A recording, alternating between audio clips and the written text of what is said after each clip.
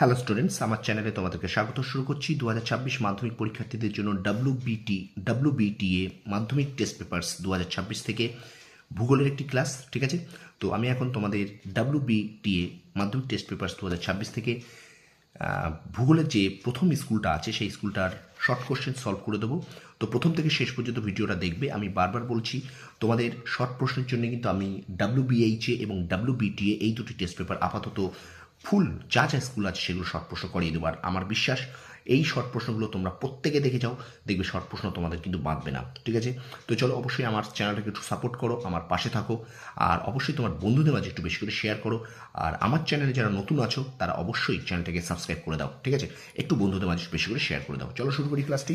তো প্রথম যে স্কুলটা আছে WBTA district questions, not 24 Parganas district question. দেখো প্রথম কি বলছে, যে প্রক্রিয়ায় বিভিন্ন প্রাকৃতিক শক্তি ভূপৃষ্ঠের উপর পরিবর্তন ঘটায় তাকে বলে বহির্জাত প্রক্রিয়া। 1.2, মরুভূমিতে বায়ু দ্বারা ধূলিকণা উত্থিত এবং অপসারিত হয় যে প্রক্রিয়ার সাহায্যে তা হলো অপসারণ। আচ্ছা 1.3, সমুদ্রপৃষ্ঠে বায়ুর গড় চাপ 1013.2 মিলিবার। 1.4 প্রশ্ন দেখো, নিরক্ষীয় জলবায়ু অঞ্চলে বৃষ্টিপাত ঘটে সারা বছর ব্যাপী। এল নিনোর প্রভাব দেখা যায় প্রশান্ত মহাসাগরে। দুটি মুখ্য জোয়ারের মধ্যে সময়ের ব্যবধান 24 ঘন্টা 52 মিনিট।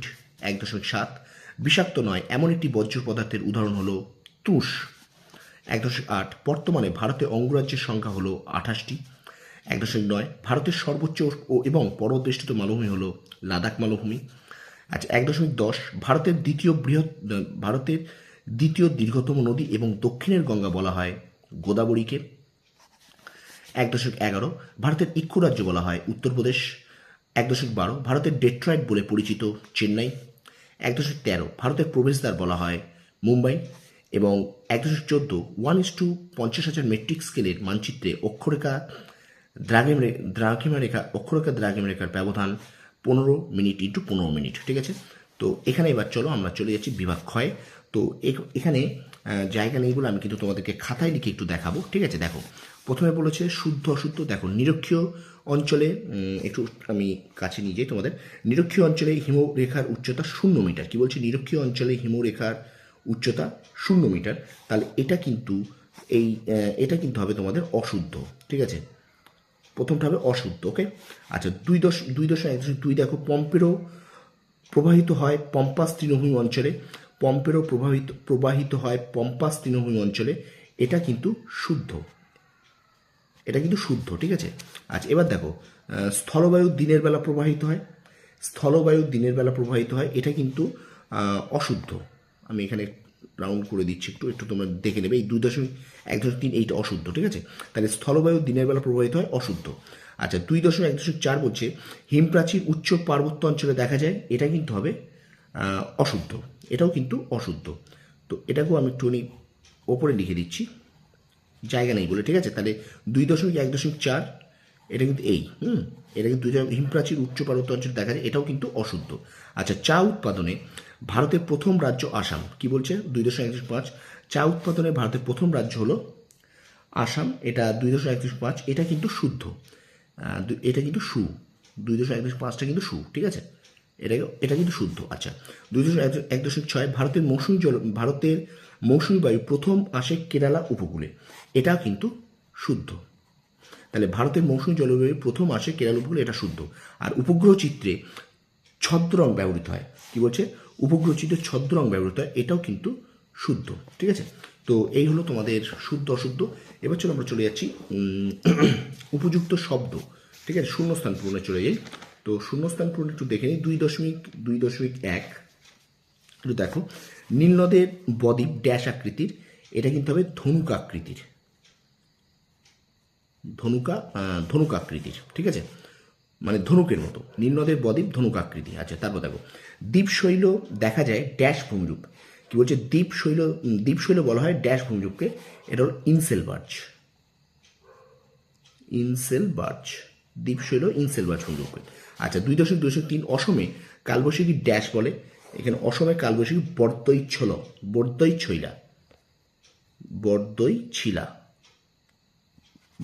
আচ্ছা মহাসাগরের স্রোতাবর্তকে বলা হয় ড্যাশ। এটা জায়র। ঠিক আছে। আচ্ছা 2.205 ড্রাই স্ক্র্যাবার যন্ত্রে ধোঁয়া থেকে ড্যাশ দূর হয়, এটা হলো অ্যাসিড। একটু লেখাগুলো তোমরা বুঝে নেবে, ঠিক আছে। ড্রাই স্ক্র্যাবার যন্ত্রে ধোঁয়া থেকে অ্যাসিড বার হয়। আচ্ছা 2.206 পশ্চিম হিমালয়ে হিমবাহ সৃষ্ট হ্রদকে বলে তাল, তাল বলে। আচ্ছা 2.207 ভারতের সিলিকন ভ্যালি বলা হয় বেঙ্গালুরু,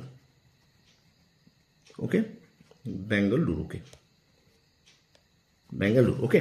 আচ্ছা এবার আমরা চলে যাচ্ছি, দেখো, আচ্ছা একটি বা দুটি শব্দ উত্তর দাও এই পাঠটায়, ঠিক আছে। এখানে কোনো জায়গা নেই, তাই এবারে এটাকে আমি একটু খাতায় তোমাদেরকে দেখাচ্ছি, ঠিক আছে। দেখো প্রথম প্রশ্ন বলছে নদীর বাঁকে কোন দিকে বালুচর গঠিত হয়। নদীর বাঁকে কোন দিকে বালুচর গঠিত হয়, তাহলে এর উত্তরটা হবে কিন্তু না উত্তল ঢালু পাড়। প্রথম উত্তর 2.3.1 উত্তল ঢালু পাড়, ঠিক আছে।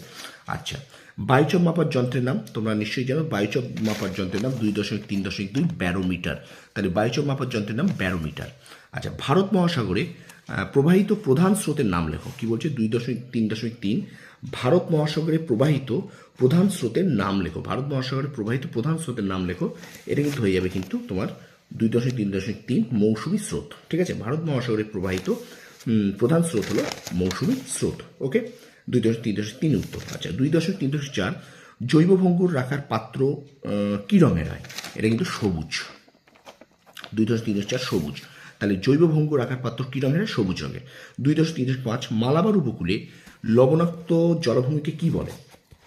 মালাবার উপকূলে লবণাক্ত জলভূমিকে কি বলে না, মালাবার উপকূলে লবণাক্ত জলভূমিকে বলা হয় কয়াল। 2.3.5 উত্তর হবে কয়াল। মালাবার উপকূলে লবণাক্ত জলভূমিকে বলা হয় কয়াল, ঠিক আছে। আচ্ছা 2.3.6 গঙ্গার প্রধান উপনদীর নাম, এটা আমরা সবাই জানি যমুনা। কি বললাম, গঙ্গার প্রধান উপনদীর নাম যমুনা। আচ্ছা উচ্চ গাঙ্গেয় সমভূমিতে জলভূমির মাটিকে কি বলে, কি প্রশ্নটা একটু দেখে নাও। উচ্চ গাঙ্গেয় সমভূমিতে জলভূমির মাটিকে কি বলে, উত্তর হবে ধাঙ্কার। 2.3.7 ধাঙ্কার, তাহলে আমরা এটা বলি যে উচ্চ গাঙ্গেয় সমভূমিতে জলভূমির মাটিকে বলা হয় ধাঙ্কার। আচ্ছা ভারতবর্ষে প্রথম লৌহ ইস্পাত শিল্প কোথায় গড়ে ওঠে, না এটা উত্তর হবে পোর্টো নাভো। এখানে একটু জায়গা আছে আমি লিখে দিলাম পোর্টো নাভো, ঠিক আছে। তাহলে উত্তর কি হবে না ভারতবর্ষে প্রথম লৌহ ইস্পাত শিল্প কেন্দ্র গড়ে ওঠে পোর্টো নাভোতে। ভারতের প্রথম লৌহ ইস্পাত শিল্প কারখানা গড়ে ওঠে পোর্টো নাভোতে, ঠিক আছে। এবার চলো আমরা চলে যাচ্ছি বাম স্তম্ভ ডান স্তম্ভে। দেখো আর্যভট্ট উপগ্রহ, লুনি রাজস্থান, আধি উত্তর পশ্চিম ভারত, দিল্লি পালাম। কি বললাম, আর্যভট্ট উপগ্রহ, লুনি রাজস্থান, আধি উত্তর পশ্চিম ভারত এবং দিল্লি তোমার পালাম, ঠিক আছে। তো এই ছিল তোমাদের WBTA টেস্ট পেপার থেকে জিওগ্রাফি মডেল কোশ্চেন পেপার 1 অর্থাৎ নর্থ 24 পারগানাস ডিস্ট্রিক্ট কোশ্চেন, এই পেপারটা তোমাদের সামনে তুলে ধরলাম। তো এখানে কিন্তু তোমাদের যে শর্ট প্রশ্নগুলো করালাম অবশ্যই তোমরা এই শর্ট কোশ্চেনগুলো কিন্তু করতে থাকো। দেখো তুমি যদি পরীক্ষার আগে না এই টেস্ট পেপারটা WBTA, WBHA, ABTA এই টেস্ট পেপারতে অন্তত 70টা তুমি মডেল সেট পাবে এবং শর্ট প্রশ্নগুলো দেখে যাও, আমি নিশ্চিত তোমার শর্ট প্রশ্নের জন্য কিন্তু একটা কনফিডেন্স বেড়ে যাবে, ঠিক আছে। তো ভিডিওটা যদি ভালো লেগে থাকে অবশ্যই বন্ধুদের মাঝে একটু বেশি করে শেয়ার করে দাও, আর আমার চ্যানেল নতুন হলে অবশ্যই চ্যানেল সাবস্ক্রাইব করো, পাশে থাকা বেল আইকনটি প্রেস করে রাখো। তোমরা সফল হও, তোমাদের সাফল্য কামনা করি, ধন্যবাদ।